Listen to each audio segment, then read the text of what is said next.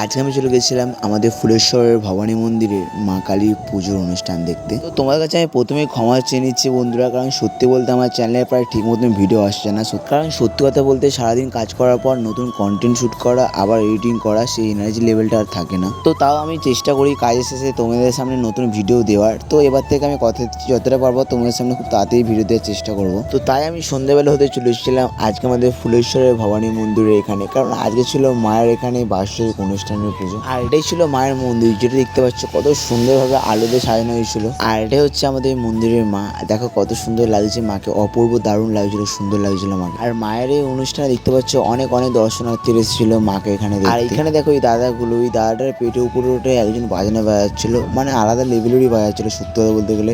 তার সাথে এখানে যে প্রভু শিব পার্বতী আর মা কালীর থিমে যে বাঘটা করেছিল জলান্তরের জন্য, এটা কিন্তু খুব দারুণ ছিল। এখানে সকল দর্শনার্থীর জন্য মায়ের প্রসাদ বিতরণ করা হচ্ছিল, তাই আমি এখান থেকে একটা প্রসাদ নিয়েছিলাম। আর হ্যাঁ, তোমরা যারা এখন আমার চ্যানেলটা ফলো করোনি অবশ্যই কিন্তু আমার চ্যানেলটা থেকে ফলো করে দাও। আর এই দুটো বন্ধু আমার এখানে পৌঁছে নয়, মেয়ে দেখতে এসেছে, তাই দেখতে পাচ্ছিল তোমরা আমার ক্যামেরাতে না তাকিয়ে সব এদিক ওদিক তাকাতে ব্যস্ত আছে। তো তারপরে আমি এখানে বন্ধুরই টাকায় আইসক্রিম কিনে আমি আর বন্ধু মিলে মনের সুখে এখানে আইসক্রিম খাচ্ছিলাম। আর আইসক্রিম খাওয়ার পর হঠাৎ আমার একটা ফ্যানের সাথে দেখা হয়ে যায়, তাই আমি ওকে ভিডিওতে নিয়ে নিয়েছিলাম। তো তারপর আবার আমার একটা ফ্যানের সাথে দেখা হয়ে যায়, কিন্তু এখানে সে এত লজ্জা পাচ্ছিল যে তার মুখে দেখাচ্ছিল না ক্যামেরাতে। তো বন্ধুরা আজকে ভিডিওটা এদিকে থাক, আর বেশি ভিডিওটা বড় করবো না। তোমরা সবাই সুস্থ থেকো, ভালো থেকো, দেখা হবে তোমার সাথে নতুন ভিডিওতে। আজকের মতন টাটা, বাই বাই।